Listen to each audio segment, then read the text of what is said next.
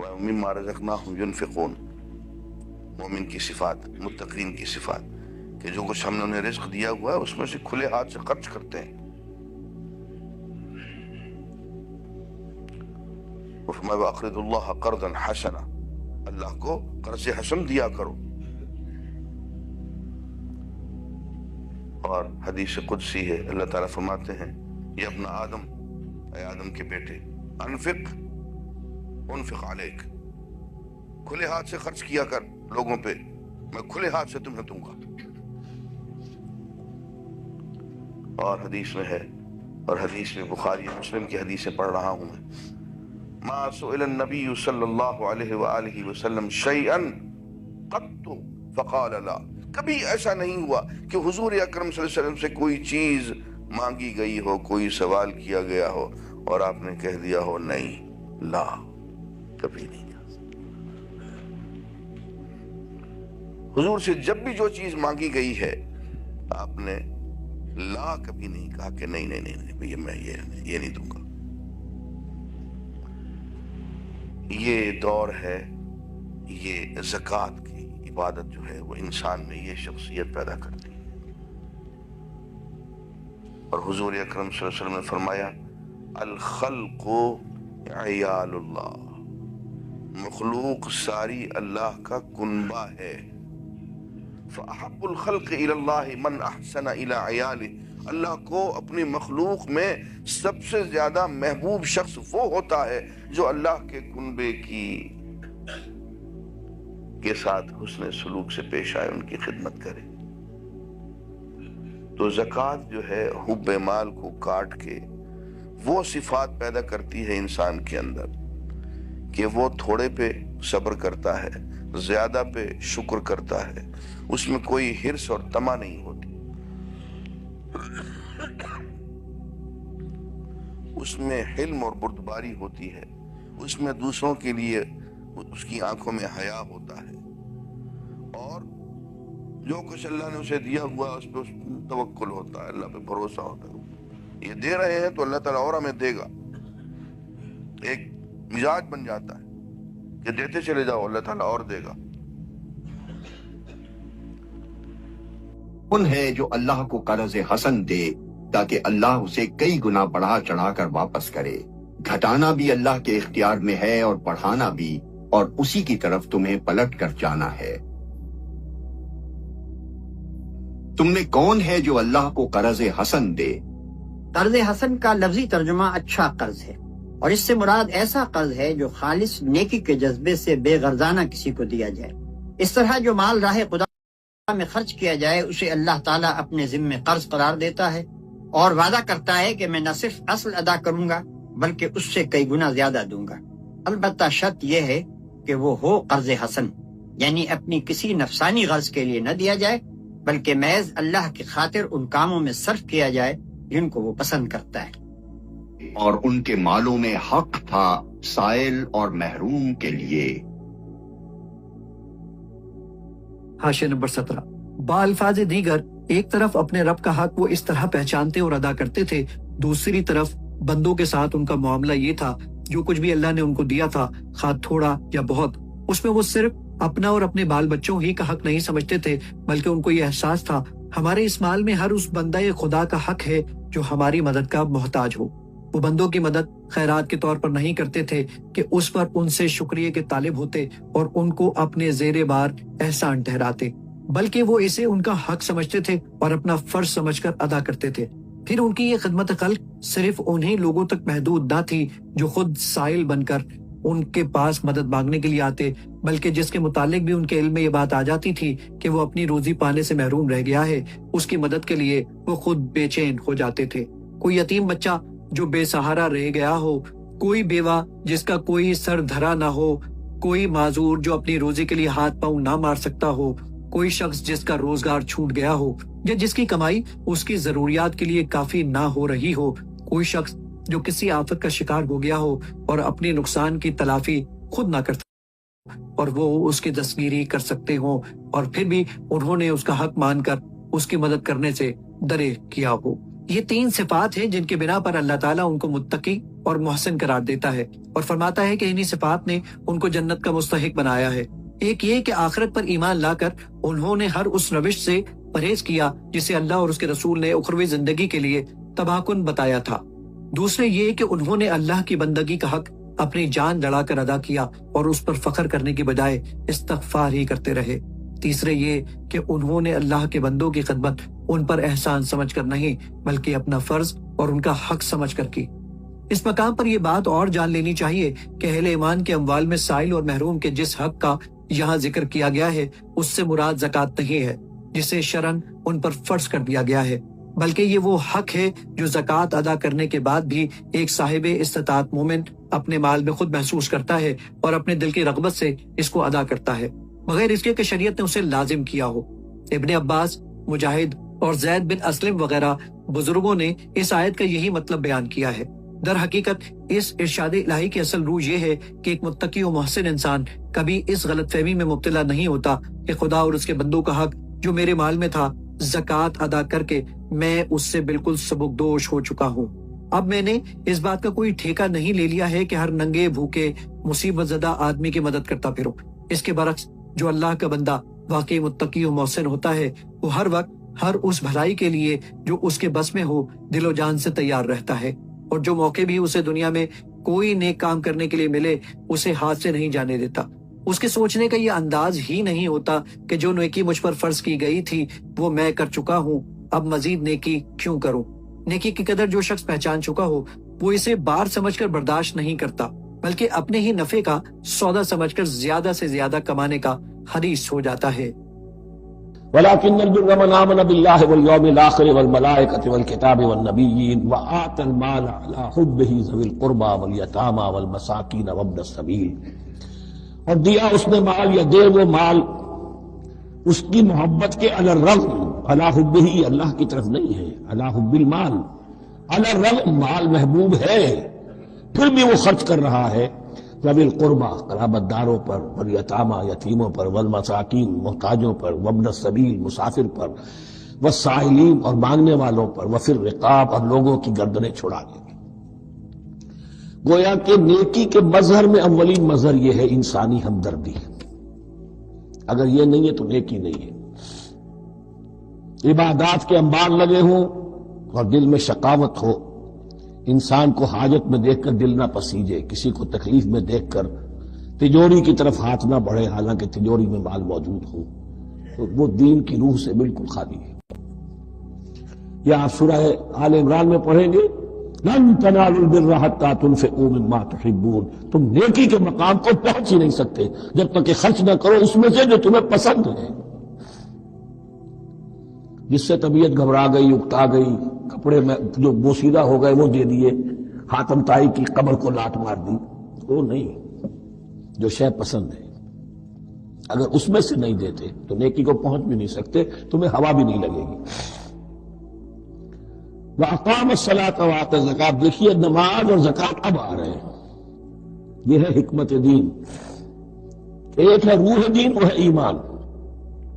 اور جو اس کے مظاہر ہے مظہر اول انسانی ہمدردی، نمبر دو ہے پھر نماز اور زکوٰۃ، اور یہاں زکوٰۃ کو علیحدہ ذکر کیا ہے، اور اس آیت کا حضور نے حوالہ دیا ان فی المال لحق سوى الزکاۃ۔ دیکھو کچھ لوگوں نے سمجھا بس ہم نے زکوٰۃ نکال دی تو حق ادا ہو گیا پورا، بڑی بے وقوفی ہے۔ مال میں حق ہے زکوٰۃ کے سوا بھی،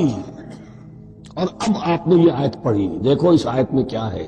زکوٰۃ کا تذکرہ بعد میں ہو رہا ہے، وَآتَى الْمَالَ عَلَى حُبِّهِ ذَوِي الْقُرْبَى وَالْيَتَامَى وَالْمَسَاكِينَ وَابْنَ السَّبِيلِ وَالسَّائِلِينَ وَفِي الرِّقَابِ وَأَقَامَ الصَّلَاةَ وَآتَى الزَّكَاةَ۔ اس کی کیا حکمت ہے کہ ایمان کو تر و تازہ رکھنے کے لیے نماز ہے، اقم الصلاۃ لذکری، اور انسانی ہمدردی میں مال خرچ کرنے کے جذبے کو پروان چڑھانے کے لیے برقرار رکھنے کے لیے زکوٰۃ ہے۔ اتنا تو دو نا کم سے کم، بوتل کا منہ تو کھلے، کارک تو نکلے اس کا، اگر بوتل کا کارک نکل جائے گا تو شاید اس میں سے کچھ شربت اور بھی نکل آئے،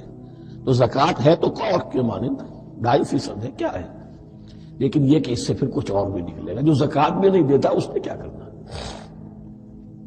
جو خرچ کرتے ہیں تو نہ فضول خرچی کرتے ہیں نہ بخل، بلکہ ان کا خرچ دونوں انتہاؤں کے درمیان اعتدال پر قائم رہتا ہے۔ یعنی نہ تو ان کا حال یہ ہے کہ عیاشی اور قمار بازی اور شراب نوشی اور یارباشی اور میلوں ٹھیلوں اور شادی بیاہ میں بے دریغ روپیہ خرچ کریں اور اپنی حیثیت سے بڑھ کر اپنی شان دکھانے کے لیے غذا، مکان، لباس اور تزئین و آرائش پر دولت لٹائیں، اور نہ ان کی کیفیت یہ ہے کہ ایک زرپرست آدمی کی طرح پیسہ جوڑ جوڑ کر رکھیں، نہ خود کھائیں نہ بال بچوں کی ضروریات اپنی استطاعت کے مطابق پوری کریں، اور نہ کسی راہ خیر میں خوش دلی کے ساتھ کچھ دیں۔ عرب میں یہ دونوں قسم کے نمونے کثرت سے پائے جاتے تھے۔ ایک طرف وہ لوگ تھے جو خوب دل کھول کر خرچ کرتے تھے، مگر ان کے ہر خرچ کا مقصود یا تو ذاتی عیش و تنعم تھا یا برادری میں ناک اونچی رکھنا اور اپنی فیاضی و دولت مندی کے ڈنکے بجوانا۔ دوسری طرف وہ بخیل تھے جن کی کنجوسی مشہور تھی۔ اعتدال کی روش بہت ہی کم لوگوں میں پائی جاتی تھی، اور ان کم لوگوں میں اس وقت سب سے زیادہ نمایاں نبی صلی اللہ علیہ وسلم اور آپ کے اصحاب تھے۔ اس موقع پر یہ جان لینا چاہیے کہ اسراف کیا چیز ہے اور بخل کیا چیز۔ اسلامی نقطہ نظر سے اسراف 3 چیزوں کا نام ہے۔ 1، ناجائز کاموں میں دولت صرف کرنا، خواہ وہ 1 پیسہ ہی کیوں نہ ہو۔ دوسرے، جائز کاموں میں خرچ کرتے ہوئے حد سے تجاوز کر جانا، خواہ اس لحاظ سے کہ آدمی اپنی استطاعت سے زیادہ خرچ کرے، یا اس لحاظ سے کہ آدمی کو جو دولت اس کی ضرورت سے بہت زیادہ مل گئی ہو اسے وہ اپنے ہی عیش اور ٹھاٹ باٹ میں صرف کرتا چلا جائے۔ تیسرے، نیکی کے کاموں میں خرچ کرنا، مگر اللہ کے لیے نہیں بلکہ ریا اور نمائش کے لیے۔ اس کے برعکس بخل کا اطلاق 2 چیزوں پر ہوتا ہے۔ ایک یہ کہ آدمی اپنی اور اپنے بال بچوں کی ضروریات پر اپنی مقدرت اور حیثیت کے مطابق خرچ نہ کرے۔ دوسرے یہ کہ نیکی اور بھلائی کے کاموں میں اس کے ہاتھ سے پیسہ نہ نکلے۔ ان دونوں انتہاؤں کے درمیان اعتدال کی راہ اسلام کی راہ ہے، جس کے متعلق نبی صلی اللہ علیہ وسلم فرماتے ہیں کہ اپنی معیشت میں توسط اختیار کرنا آدمی کے فقیہ یعنی دانا ہونے کی علامتوں میں سے ہے۔ احمد و طبرانی بروایت ابی دردہ۔ اپنے مال خرچ کرتے ہیں خواہ بدحال ہوں یا خوشحال، جو غصے کو پی جاتے ہیں اور دوسروں کے قصور معاف کر دیتے ہیں، ایسے نیک لوگ اللہ کو بہت پسند ہیں۔ سودخواری جس سوسائٹی میں موجود ہوتی ہے اس کے اندر سودخواری کی وجہ سے 2 قسم کے اخلاقی امراض پیدا ہوتے ہیں۔ سود لینے والوں میں حرص و طمع، بخل اور خود غرضی، اور سود دینے والوں میں نفرت، غصہ اور بغض و حسد۔ عہد کی شکست میں ان دونوں قسم کی بیماریوں کا کچھ نہ کچھ حصہ شامل تھا۔ اللہ تعالیٰ مسلمانوں کو بتاتا ہے کہ سودخواری سے فریقین میں جو اخلاقی اوصاف پیدا ہوتے ہیں ان کے بالکل برعکس انفاق فی سبیل اللہ سے یہ دوسری قسم کے اوصاف پیدا ہوا کرتے ہیں، اور اللہ کی بخشش اور اس کی جنت اسی دوسری قسم کے اوصاف سے حاصل ہو سکتی ہے، نہ کہ پہلی قسم کے اوصاف سے۔ اللہ کو قرض دینے اور اچھا قرض دینے کے مطلب کی تشریح ہم اس سے پہلے متعدد مقامات پر کر چکے ہیں۔ ملاحظہ ہو تفہیم القرآن جلد اول سورہ بقرہ حاشیہ نمبر 267، سورہ مائدہ حاشیہ نمبر 33، جلد پنجم سورۃ الحدید حاشیہ نمبر 16، حاشیہ نمبر 26۔ مطلب یہ ہے کہ تم نے آگے اپنی آخرت کے لیے جو کچھ بھیج دیا وہ تمہارے لیے اس سے زیادہ نافع ہے جو تم نے دنیا ہی میں روک رکھا اور کسی بھلائی کے کام میں اللہ کی رضا کی خاطر خرچ نہ کیا۔ حدیث میں حضرت عبداللہ بن مسعود کی روایت ہے کہ ایک مرتبہ رسول اللہ صلی اللہ علیہ وآلہ وسلم نے پوچھا، تم میں سے کون ہے جس کو اپنا مال اپنے وارث کے مال سے زیادہ محبوب ہے؟ لوگوں نے عرض کیا، یا رسول اللہ، ہم میں سے کوئی بھی ایسا نہیں ہے جسے اپنا مال اپنے وارث کے مال سے زیادہ محبوب نہ ہو۔ فرمایا، سوچ لو کہ تم کیا کہہ رہے ہو۔ لوگوں نے عرض کیا، یا رسول اللہ، ہمارا حال واقعی یہ ہے۔ اس پر حضور صلی اللہ علیہ وآلہ وسلم نے فرمایا، تمہارا اپنا مال تو وہ ہے جو تم نے اپنی آخرت کے لیے آگے بھیج دیا، اور جو کچھ تم نے روک رکھا وہ تو وارث کا مال ہے۔ بخاری، نسائی، مسند ابو یعلا۔ ایک ٹکا بھی دیا ہوگا نا تو وہ پہاڑ جتنا بنا کر اس کو تیرے پلڑے میں رکھ دے، وہ اتنا نفع کما ہی نہیں سکتا۔ یہ دنیا کے لوگ یہ سود نہیں دے سکتے جو میں 700 گنا دوں گا، اور اس کے میں 700 بھی تمہارے سمجھانے کے لیے کیا دیا، واللہ یضاعف المغفرۃ۔ جن کی نیتیں نیک ہوں گی ان کے لیے اس سے بھی کئی گنا زیادہ دے۔ تو نیکی کرنے والوں کو بھی تسلی دی کہ تم اگر تہجد کے وقت اٹھتے ہو بستر چھوڑ کر یا کسی مسکین کی خفیہ مدد کر رہے تو سمجھنا نا کہ اس کا تو پتہ ہی نہیں، پتہ اس کو چلا جس کا پتہ جو ہے نا کام دے گا۔ ربیع ابن حسام رحمۃ اللہ علیہ بہت اچھے نیک آدمی، بیوی نے ایک دن کہا کہ ربیع ساری زندگی تو نے کبھی مطالبہ نہیں، مجھ سے یہ چاہا ہی نہیں کہ میں کوئی چیز تیرے لیے تیار کروں، جو پک گیا کھا لے، اپنا شوق کو بتا۔ تو ربیع نے کہا کہ اچھا پھر تو ساری مہارت کے ساتھ حلوہ تیار کر۔ اس بیچاری نے جو جانتی تھی نا سارا کچھ ڈال کر عمدہ ترین حلوہ تیار کیا اور پلیٹ آگے لا کر رکھی۔ اب ربیع نے اس کو اٹھایا اور دروازے پر چلے گئے، اور ایک شخص جن کے منہ سے رالیں بہتی رہتی تھی، دیوانہ تھا، گھر کے سامنے اس کے پاس بیٹھ کر لقمہ لقمہ کر کے اس کو کھلا دیا۔ جب واپس آئے تو بیوی نے کہا ربیع ساری عمر کے بعد تو نے یہ شوق بتایا، میں نے تیرے لیے تیار کیا، تو نے کھلا بھی ایسے بندے کو دیا جس کو یہ پتہ بھی نہیں چلا کہ کسی نے مجھ کو حلوہ کرایا۔ تو آپ نے فرمایا تو پاگل ہے، اس کو نہیں پتہ چلا، اس کے رب کو پتہ چلا۔ اللہ کہتا ہے تم بے فکر رہو کہ جو اچھے کام کرو گے نا رب کو اس کی بھی خبر، اور یہ بھی یاد رکھو کہ اگر تم برا کرو گے نا اللہ اس کو بھی، کوئی تمہاری حرکت چھپی نہیں۔ دو ہی باتیں، اچھی بات پر بھی بشارت مل گئی تھی، فکرے میں خوشی کہ جو کچھ تم کر رہے ہیں بے فکر رہو، تیرے رب کو خبر ہے۔ جو لوگ اپنے مال اللہ کی راہ میں صرف کرتے ہیں ان کے خرچ کی مثال ایسی ہے جیسے ایک دانہ بویا جائے اور اس میں سے 7 بالیں نکلیں اور ہر بال میں 100 دانے ہوں۔ اسی طرح اللہ جس کے عمل کو چاہتا ہے افزونی عطا فرماتا ہے، وہ فراخ دست بھی ہے اور علیم بھی۔ جو لوگ اب پھر سلسلہ کلام اسی مضمون کی طرف عود کرتا ہے جو رکوع 32 میں چھیڑا گیا تھا۔ اس تقریر کی ابتدا میں اہل ایمان کو دعوت دی گئی تھی کہ جس مقصد عظیم پر تم ایمان لائے ہو اس کی خاطر جان و مال کی قربانیاں برداشت کرو، مگر کوئی گروہ جب تک کہ اس کا معاشی نقطہ نظر بالکل ہی تبدیل نہ ہو جائے اس بات پر آمادہ نہیں کیا جا سکتا کہ وہ اپنی ذاتی یا قومی اغراض سے بالاتر ہو کر محض ایک اعلیٰ درجے کے اخلاقی مقصد کی خاطر اپنا مال بے دریغ صرف کرنے لگے۔ مادہ پرست لوگ جو پیسہ کمانے کے لیے جیتے ہوں اور پیسے پر جان دیتے ہوں اور جن کی نگاہ ہر وقت نفع و نقصان کی میزان ہی پر جمی رہتی ہو، کبھی اس قابل نہیں ہو سکتے کہ مقاصد عالیہ کے لیے کچھ کر سکیں۔ وہ بظاہر اخلاقی مقاصد کے لیے کچھ خرچ کرتے بھی ہیں تو پہلے اپنی ذات یا اپنی برادری یا اپنی قوم کے مادی منافع کا حساب لگا لیتے ہیں۔ اس ذہنیت کے ساتھ اس دین کی راہ پر انسان ایک قدم بھی نہیں چل سکتا جس کا مطالبہ یہ ہے کہ دنیاوی فائدے اور نقصان سے بے پرواہ ہو کر محض اللہ کا کلمہ بلند کرنے کے لیے اپنا وقت، اپنی قوتیں اور اپنی کمائیاں خرچ کرو۔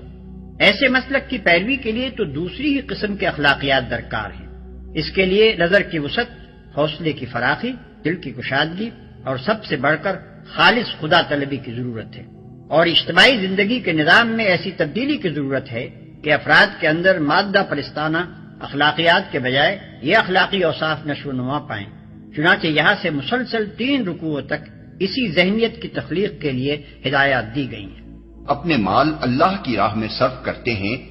مال کا خرچ خواہ اپنی ضروریات کی تکمیل میں ہو یا اپنے بال بچوں کا پیٹ پالنے میں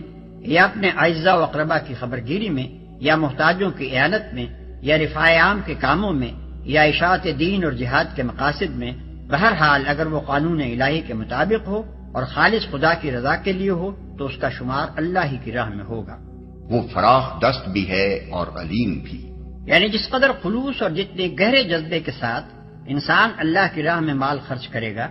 اتنا ہی اللہ کی طرف سے اس کا اجر زیادہ ہوگا۔ جو خدا ایک دانے میں اتنی برکت دیتا ہے کہ اس سے 700 دانے اگ سکتے ہیں، اس کے لیے کچھ مشکل نہیں کہ تمہاری خیرات کو بھی اسی طرح نشو و نما بخشے اور 1 روپے کے خرچ کو اتنی ترقی دے کہ اس کا اجر 700 گنا ہو کر تمہاری طرف پلٹے۔ اس حقیقت کو بیان کرنے کے بعد اللہ کی 2 صفات ارشاد فرمائی گئی ہیں۔ ایک یہ کہ وہ فراخ دست ہے، اس کا ہاتھ تنگ نہیں ہے کہ تمہارا عمل فی الواقع جتنی ترقی اور جتنے اجر کا مستحق ہو وہ نہ دے سکے۔ دوسرے یہ کہ وہ علیم ہے، بے خبر نہیں ہے کہ جو کچھ تم خرچ کرتے ہو اور جس جذبے سے کرتے ہو اس سے وہ ناواقف رہ جائے اور تمہارا اجر مارا جائے۔ جو لوگ اپنے مال اللہ کی راہ میں خرچ کرتے ہیں اور خرچ کر کے پھر احسان نہیں جتاتے، نہ دکھ دیتے ہیں، ان کا اجر ان کے رب کے پاس ہے اور ان کے لیے کسی رنج اور خوف کا موقع نہیں۔ یعنی نہ تو ان کے لیے اس بات کا کوئی خطرہ ہے کہ ان کا اجر ضائع ہو جائے گا، اور نہ کبھی یہ نوبت آئے گی کہ وہ اپنے اس خرچ پر پشیمان ہوں۔ ایک میٹھا بول اور کسی ناگوار بات پر ذرا سی چشم پوشی اس خیرات سے بہتر ہے جس کے پیچھے دکھ ہو۔ اللہ بے نیاز ہے اور بردباری اس کی صفت ہے۔ اس ایک فقرے میں دو باتیں ارشاد ہوئی ہیں، ایک یہ کہ اللہ تمہاری خیرات کا حاجت مند نہیں ہے، دوسرے یہ کہ اللہ تعالیٰ چونکہ خود بردبار ہے اس لیے اسے پسند بھی وہی لوگ ہیں جو چھچورے اور کم ظرف نہ ہوں بلکہ فراخ حوصلہ اور بردبار ہوں۔ جو خدا تم پر زندگی کے اسباب و وسائل کا بے حساب فیضان کر رہا ہے اور تمہارے قصوروں کے باوجود تمہیں بار بار بخشتا ہے، وہ ایسے لوگوں کو کیوں کر پسند کر سکتا ہے جو کسی غریب کو ایک روٹی کھلا دے تو احسان جتا جتا کر اس کی عزت نفس کو خاک میں ملا دے۔ اسی بنا پر حدیث میں آتا ہے کہ اللہ تعالیٰ اس شخص کو قیامت کے روز شرف ہم کلامی اور نظر عنایت سے محروم رکھے گا جو اپنے عطیے پر احسان جتاتا ہو۔ اے ایمان لانے والو، اپنے صدقات کو احسان جتا کر اور دکھ دے کر اس شخص کی طرح خاک میں نہ ملا دو جو اپنا مال محض لوگوں کے دکھانے کو خرچ کرتا ہے اور نہ اللہ پر ایمان رکھتا ہے نہ آخرت پر۔ اس کے خرچ کی مثال ایسی ہے جیسے ایک چٹان تھی جس پر مٹی کی تہ جمی ہوئی تھی، اس پر جب زور کا میंہ برسا تو ساری مٹی بہہ گئی اور صاف چٹان کی چٹان رہ گئی۔ ایسے لوگ اپنے نزدیک خیرات کر کے جو نیکی کماتے ہیں اس سے کچھ بھی ان کے ہاتھ نہیں آتا، اور کافروں کو سیدھی راہ دکھانا اللہ کا دستور نہیں ہے، اور نہ اللہ پر ایمان رکھتا ہے نہ آخرت پر۔ اس کی ریاکاری خود ہی اس بات کی دلیل ہے کہ وہ خدا اور آخرت پر یقین نہیں رکھتا۔ اس کا محض لوگوں کو دکھانے کے لیے عمل کرنا صریحاً یہ معنی رکھتا ہے کہ خلق ہی اس کی خدا ہے جس سے وہ اجر چاہتا ہے، اللہ سے نہ اس کو اجر کی توقع ہے اور نہ اسے یقین ہے کہ ایک روز اعمال کا حساب ہوگا اور اجر عطا کیے جائیں گے۔ اور صاف چٹان کی چٹان رہ گئی۔ اس تمثیل میں بارش سے مراد خیرات ہے، چٹان سے مراد اس نیت اور اس جذبے کی خرابی ہے جس کے ساتھ خیرات کی گئی ہے۔ مٹی کی ہلکی تہ سے مراد نیکی کی وہ ظاہری شکل ہے جس کے نیچے نیت کی خرابی چھپی ہوئی ہے۔ اس توضیح کے بعد مثال اچھی طرح سمجھ میں آ سکتی ہے۔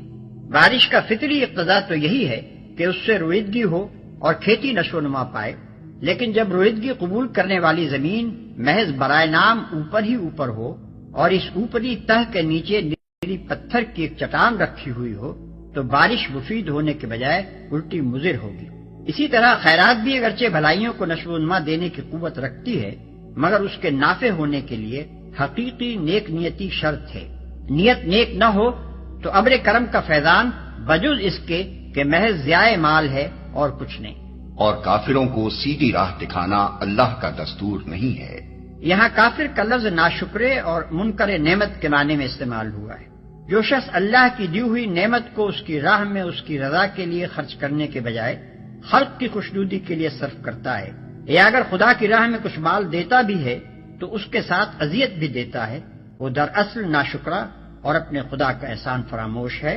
اور جبکہ وہ خود ہی خدا کی رضا کا طالب نہیں ہے تو اللہ اس سے بے نیاز ہے کہ اسے خامخواہ اپنی رضا کا راستہ دکھائے۔ بخلاف اس کے جو لوگ اپنے مال محض اللہ کی رضا جوئی کے لیے دل کے پورے ثبات و قرار کے ساتھ خرچ کرتے ہیں، ان کے خرچ کی مثال ایسی ہے جیسے کسی سطح مرتفع پر ایک باغ ہو، اگر زور کی بارش ہو جائے تو دگنا پھل لائے، اور اگر زور کی بارش نہ بھی ہو تو ایک ہلکی پھوار ہی اس کے لیے کافی ہو جائے۔ تم جو کچھ کرتے ہو سب اللہ کی نظر میں ہے، تو ایک ہلکی پھوار ہی اس کے لیے کافی ہو جائے۔ زور کی بارش سے مراد وہ خیرات ہے جو انتہائی جذبہ خیر اور کمال درجے کی نیک نیتی کے ساتھ کی جائے، اور ہلکی پھوار سے مراد ایسی خیرات ہے جس کے اندر جذبہ خیر کی شدت نہ ہو۔ کیا تم میں سے کوئی یہ پسند کرتا ہے کہ اس کے پاس ایک ہرا بھرا باغ ہو، نہروں سے سیراب، کھجوروں اور انگوروں اور ہر قسم کے پھلوں سے لدا ہوا، اور وہ عین اس وقت ایک تیز بگولے کی زد میں آ کر جھلس جائے جبکہ وہ خود بوڑھا ہو اور اس کے کم سن بچے ابھی کسی لائق نہ ہوں؟ اس طرح اللہ اپنی باتیں تمہارے سامنے بیان کرتا ہے، شاید کہ تم غور و فکر کرو۔ جبکہ وہ خود بوڑھا ہو اور اس کے کم سن بچے ابھی کسی لائق نہ ہوں۔ یعنی اگر تم یہ پسند نہیں کرتے کہ تمہاری عمر بھر کی کمائی ایک ایسے نازک موقع پر تباہ ہو جائے جبکہ تم اس سے فائدہ اٹھانے کے سب سے زیادہ محتاج ہو اور اثر نو کمائی کرنے کا موقع بھی نہ رہا ہو، تو یہ بات تم کیسے پسند کر رہے ہو کہ دنیا میں مدت العمر کام کرنے کے بعد آخرت کی زندگی میں تم اس طرح قدم رکھو کہ وہاں پہنچ کر یکایک تمہیں معلوم ہو کہ تمہارا پورا کارنامہ حیات یہاں کوئی قیمت نہیں رکھتا،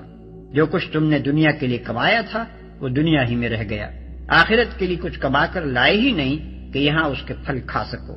وہاں تمہیں اس کا کوئی موقع نہ ملے گا کہ اثر نو اب آخرت کے لیے کمائی کرو، آخرت کے لیے کام کرنے کا جو کچھ بھی موقع ہے اسی دنیا میں ہے۔ یہاں اگر تم آخرت کی فکر کیے بغیر ساری عمر دنیا ہی کی دھن میں لگے رہے اور اپنی تمام قوتیں اور کوششیں دنیاوی فائدے تلاش کرنے ہی میں کھپاتے رہے، تو آفتاب زندگی کے غروب ہونے پر تمہاری حالت بعین ہی اس بڈھے کی طرح حسرتناک ہوگی جس کی عمر بھر کی کمائی اور جس کی زندگی کا سہارا ایک باغ تھا، اور وہ باغ عین عالم پیری میں اس سے جل گیا، جبکہ نہ وہ خود نئے سرے سے باغ لگا سکتا ہے اور نہ اس کی اولاد ہی اس قابل ہے کہ اس کی مدد کر سکے۔ اے لوگو جو ایمان لائے ہو، جو مال تم نے کمائے ہیں اور جو کچھ ہم نے زمین سے تمہارے لیے نکالا ہے، اس میں سے بہتر حصہ راہ خدا میں خرچ کرو، ایسا نہ ہو کہ اس کی راہ میں دینے کے لیے بری سے بری چیز چھانٹنے کی کوشش کرنے لگو، حالانکہ وہی چیز اگر کوئی تمہیں دے تو تم ہرگز اسے لینا گوارا نہ کرو گے، الا یہ کہ اس کو قبول کرنے میں تم اغماض برت جاؤ۔ تمہیں جان لینا چاہیے کہ اللہ بے نیاز ہے اور بہترین صفات سے متصف ہے۔ ظاہر ہے کہ جو خود اعلیٰ درجے کی صفات سے متصف ہو وہ برے اوصاف رکھنے والوں کو پسند نہیں کر سکتا۔ اللہ تعالیٰ خود فیاض ہے اور اپنی مخلوق پر ہر آن بخشش و عطا کے دریا بہا رہا ہے، کس طرح ممکن ہے کہ وہ تنگ نظر، کم حوصلہ اور پست اخلاق لوگوں سے محبت کرے؟ شیطان تمہیں مفلسی سے ڈراتا ہے اور شرمناک طرز عمل اختیار کرنے کی ترغیب دیتا ہے، مگر اللہ تمہیں اپنی بخشش اور فضل کی امید دلاتا ہے۔ اللہ بڑا فراخ دست اور دانا ہے، جس کو چاہتا ہے حکمت عطا کرتا ہے، اور جس کو حکمت ملی اسے حقیقت میں بڑی دولت مل گئی۔ ان باتوں سے صرف وہی لوگ سبق لیتے ہیں جو دانش مند ہیں، اور جس کو حکمت ملی اسے حقیقت میں بڑی دولت مل گئی۔ ان باتوں سے صرف وہی لوگ سبق لیتے ہیں جو دانش مند ہیں، اور جس کو حکمت ملی اسے حقیقت میں بڑی دولت مل گئی۔ حکمت سے مراد صحیح بصیرت اور صحیح قوت فیصلہ ہے۔ یہاں اس ارشاد سے مقصود یہ بتانا ہے کہ جس شخص کے پاس حکمت کی دولت ہوگی وہ ہرگز شیطان کی بتائی ہوئی راہ پر نہ جائے گا، بلکہ اس راہ کشادہ کو اختیار کرے گا جو اللہ نے دکھائی ہے۔ شیطان کے تنگ نظر مریدوں کی نگاہ میں یہ بڑی ہوشیاری اور عقل مندی ہے کہ آدمی اپنی دولت کو سنبھال کر رکھے اور ہر وقت مزید کمائی کی فکر ہی میں لگا رہے، لیکن جن لوگوں نے اللہ سے بصیرت کا نور پایا ہے ان کی نظر میں یہ عین بے وقوفی ہے۔ حکمت و دانائی ان کے نزدیک یہ ہے کہ آدمی جو کچھ کمائے اسے اپنی متوسط ضروریات پوری کرنے کے بعد دل کھول کر بھلائی کے کاموں میں خرچ کرے۔ پہلا شخص ممکن ہے کہ دنیا کی اس چند روزہ زندگی میں دوسرے کی بنسبت بہت زیادہ خوشحال ہو، لیکن انسان کے لیے یہ دنیا کی زندگی پوری زندگی نہیں، بلکہ اصل زندگی کا ایک نہایت چھوٹا سا جز ہے۔ اس چھوٹے سے جز کی خوشحالی کے لیے جو شخص بڑی اور بے پایہ زندگی کی بدحالی مول لیتا ہے وہ حقیقت میں سخت بے وقوف ہے۔ عقل مند دراصل وہی ہے جس نے اس مختصر زندگی کی مہلت سے فائدہ اٹھا کر تھوڑے سرمایے ہی سے اس ہمیشگی کی زندگی میں اپنی خوشحالی کا بندوبست کر لیا۔ تم نے جو کچھ بھی خرچ کیا ہو اور جو نظر بھی مانی ہو اللہ کو اس کا علم ہے اور ظالموں کا کوئی مددگار نہیں۔ خرچ خواہ راہ خدا میں کیا ہو یا راہ شیطان میں، اور نظر خواہ اللہ کے لیے مانی ہو یا غیر اللہ کے لیے، دونوں صورتوں میں آدمی کی نیت اور اس کے فعل سے اللہ خوب واقف ہے۔ جنہوں نے اس کے لیے خرچ کیا ہوگا اور اس کی خاطر نظر مانی ہوگی وہ اس کا اجر پائیں گے، اور جن ظالموں نے شیطانی راہوں میں خرچ کیا ہوگا اور اللہ کو چھوڑ کر دوسروں کے لیے نظریں مانی ہوں گی ان کو خدا کی سزا سے بچانے کے لیے کوئی مددگار نہ ملے گا۔ نظر یہ ہے کہ آدمی اپنی کسی مراد کے برانے پر کسی ایسے خرچ یا کسی ایسی خدمت کو اپنے اوپر لازم کر لے جو اس کے ذمہ فرض نہ ہو، اگر یہ مراد کسی حلال و جائز عمل کی ہو اور اللہ سے مانگی گئی ہو اور اس کے برانے پر جو عمل کرنے کا عہد آدمی نے کیا ہے وہ اللہ ہی کے لیے ہو، تو ایسی نظر اللہ کی اطاعت میں ہے اور اس کا پورا کرنا اجر و ثواب کا موجب ہے۔ اگر یہ صورت نہ ہو تو ایسی نظر کا ماننا معصیت اور اس کا پورا کرنا موجب عذاب ہے۔ اگر اپنے صدقات علانیہ دو تو یہ بھی اچھا ہے، لیکن اگر چھپا کر حاجت مندوں کو دو تو یہ تمہارے حق میں زیادہ بہتر ہے۔ تمہاری بہت سی برائیاں اس طرز عمل سے محو ہو جاتی ہیں، اور جو کچھ تم کرتے ہو اللہ کو بہرحال اس کی خبر ہے۔ لیکن اگر چھپا کر حاجت مندوں کو دو تو یہ تمہارے حق میں زیادہ بہتر ہے۔ جو صدقہ فرض ہو اس کو علانیہ دینا افضل ہے، اور جو صدقہ فرض کے ماسوا ہو اس کا اخفا زیادہ بہتر ہے۔ یہی اصول تمام اعمال کے لیے ہے کہ فرائض کا علانیہ انجام دینا فضیلت رکھتا ہے اور نوافل کو چھپا کر کرنا اولا ہے۔ تمہاری بہت سی برائیاں اس طرز عمل سے محو ہو جاتی ہیں، یعنی چھپا کر نیکیاں کرنے سے آدمی کے نفس و اخلاق کی مسلسل اصلاح ہوتی چلی جاتی ہے، اس کے اوصاف حمیدہ خوب نشو و نما پاتے ہیں، اس کی بری صفات رفتہ رفتہ مٹ جاتی ہیں، اور یہی چیز اس کو اللہ کے یہاں اتنا مقبول بنا دیتی ہے کہ جو تھوڑے بہت گناہ اس کے نامہ اعمال میں ہوتے بھی ہیں انہیں اس کی خوبیوں پر نظر کرتے ہوئے اللہ تعالیٰ معاف فرما دیتا ہے۔ لوگوں کو ہدایت بخش دینے کی ذمہ داری تم پر نہیں ہے،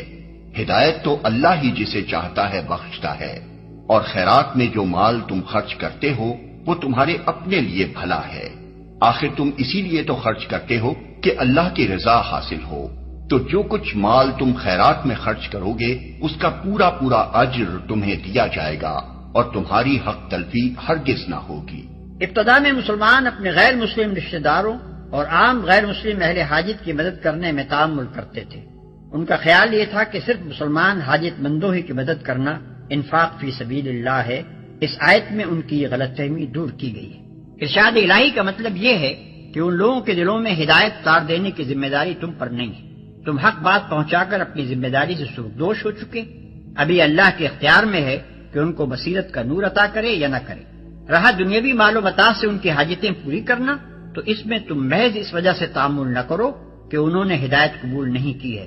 اللہ کی رضا کے لیے جس حاجت مند انسان کی بھی مدد کرو گے اس کا اجر اللہ تمہیں دے گا۔ خاص طور پر مدد کے مستحق وہ تنگ دست لوگ ہیں جو اللہ کے کام میں ایسے گھر گئے ہیں کہ اپنی ذاتی کسب معاش کے لیے زمین میں کوئی دوڑ دھوپ نہیں کر سکتے۔ ان کی خودداری دیکھ کر ناواقف آدمی گمان کرتا ہے کہ یہ خوشحال ہیں۔ تم ان کے چہروں سے ان کی اندرونی حالت پہچان سکتے ہو، مگر وہ ایسے لوگ نہیں ہیں کہ لوگوں کے پیچھے پڑ کر کچھ مانگیں۔ ان کی اعانت میں جو کچھ مال تم خرچ کرو گے وہ اللہ سے پوشیدہ نہ رہے گا۔ اس گروہ سے مراد وہ لوگ ہیں جو خدا کے دین کی خدمت میں اپنے آپ کو ہمتن وقف کر دیتے ہیں اور سارا وقت دینی خدمات میں صرف کر دینے کی وجہ سے اس قابل نہیں رہتے